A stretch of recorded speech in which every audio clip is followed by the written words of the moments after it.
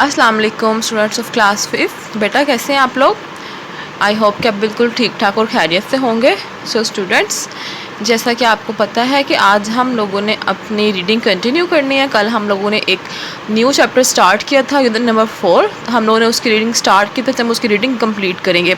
I hope कि आपको कल की रीडिंग अच्छी लगी होगी और आपने ज़रूर उसको पढ़ा होगा। अब हम चलते हैं अपने लेसन की तरफ।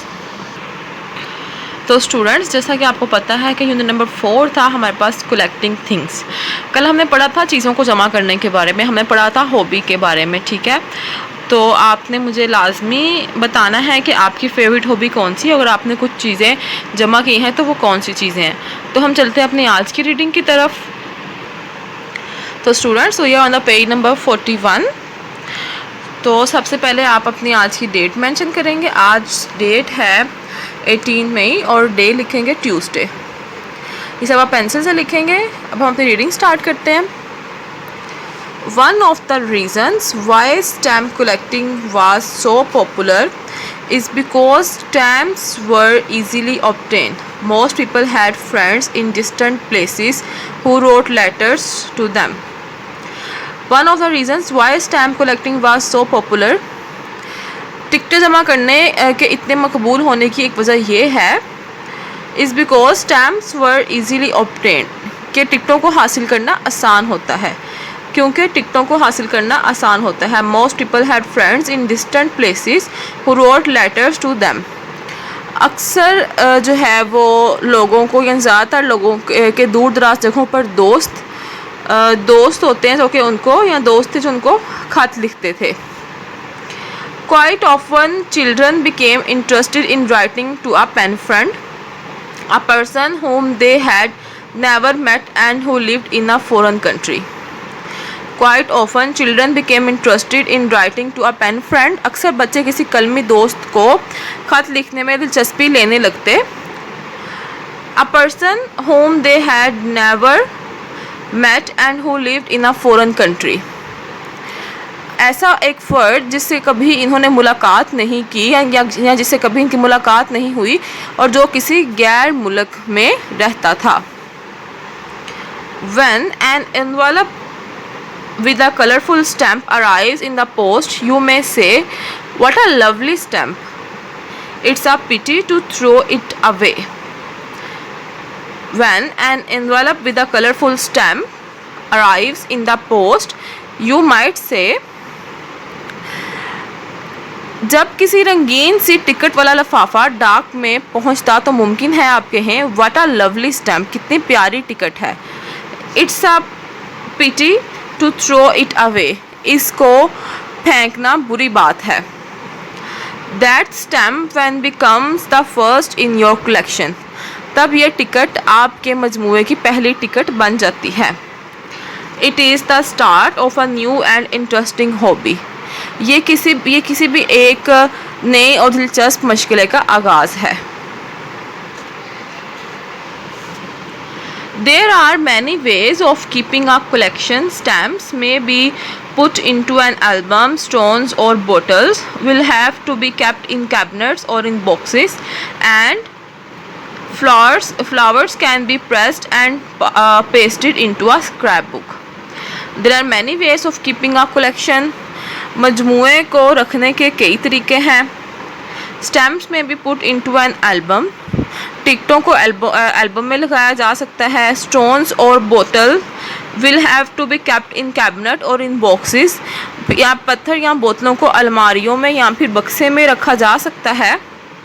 And flowers can be pressed and pasted into a scrap book, और फूलों को जो है वो रखा जा सकता है, तय किया जा सकता है, या फिर उनको जो है वो किताब में लगाया जा सकता है, यानी कि स्क्रैप बुक में लगाया जा सकता है। Here are some tips to start a collection of flowers. अच्छा, यहाँ पे जो है आप कुछ टिप्स दी हुई हैं जिससे कि आपको इस चीज़ से का पता चलेगा कि किस तरह से फूलों को अगर आपने कलेक्ट करना हो, फूलों को तो किस तरीके से कर सकते हैं। Here are some tips to start a collection of flower. फूलों का मजमुआ शुरू करने के लिए चंद मशवरे ये हैं। Never pick more flowers than you need for study. जितने फूलों को की आपको मुताले की ज़रूरत हो, इससे ज़्यादा कभी मत तोड़िए। Some of the things you will need, चंद चीज़ें जिनकी आपको ज़रूरत होगी। अ नोटबुक, एक नोटबुक। अ पेंसिल, एक पेंसिल। एन एल्बम और स्क्रैप बुक, एक एल्बम या scrapbook. 2 pieces of hardware, approximately 25 centimetre multiply 25 centimetre. Hardboard के 2 टुकड़े जो कि 25 सेंटीमीटर चौड़े और 20 सेंटीमीटर लंबे हों। क्लीन न्यूज़पेपर, एक साफ अखबार। A magnifying glass, useful but not essential. अच्छा, मैग्नीफाइंग ग्लास होता है जिससे आप चीज़ों को बहुत क्लोज करके देख सकते हैं। वो जो है यूज़फुल, इनके ज़रूरी मुफीद है मगर ज़रूरी नहीं है कि वो हो।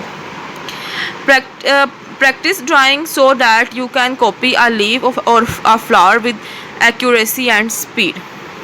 ड्राइंग करने की मशक करें या ताकि आप किसी पत्ते या फूल की नकल दुरुस्तगी और रफ्तार के साथ उतार सकें। ये कुछ टिप्स थी, अगर आपने फ्लावर्स कलेक्ट करने हैं तो ये उसके लिए थी। चलते हैं अपने नेक्स्ट पेज पर। Preserving flowers and leaves is quite easy. Preserving का मतलब महफूज करना। Preserving flowers and leaves is quite easy. पत्तों और फूलों को महफूज करना बिल्कुल आसान है। When you have picked the sample you want, place it on a sheet of a newspaper. जब आप वो नमूना हासिल कर लें जिसकी आपको ज़रूरत है तो इसे अखबार की एक शीट पर रख दीजिए। Place the newspaper on a sheet of hardboard. और अखबार को हार्डबोर्ड की शीट पर रख दें। One top of the flower put another piece of newspaper and another piece of hardboard. फूल का एक और फूल के ऊपर अखबार का एक और टुकड़ा और हार्डबोर्ड का एक और टुकड़ा रख दें। Put a few heavy books on the top and leave it for few days. ऊपर चंद वज़नी किताबें रख दें और उसको कुछ दिनों के लिए छोड़ दें। If the flower or the leaves are juicy, you may need to change the newspaper. Juicy यानी कि जो रस से भरा होता है। अगर फूल या पत्ते रस से भरे हुए हैं तो आपको अखबार तब्दील करने की ज़रूरत होगी। Then flowers will be ready to put into your album in about 2 weeks. 2 हफ्तों में फूल आपकी एल्बम में लगाए जाने के लिए तैयार हो जाएगा। When the flower has been taken out of the press, place it on some clean paper. Fix it with tiny drops of glue or with strips of gum paper. Gum paper गूंद वाला paper होता है। When the flower has been taken out of the press and place it on some clean paper. जब फूल को press से निकाल लिया जाए तो इसे साफ कागज़ पर रख दीजिए। Fix it with tiny drops of glue with strips of gum paper.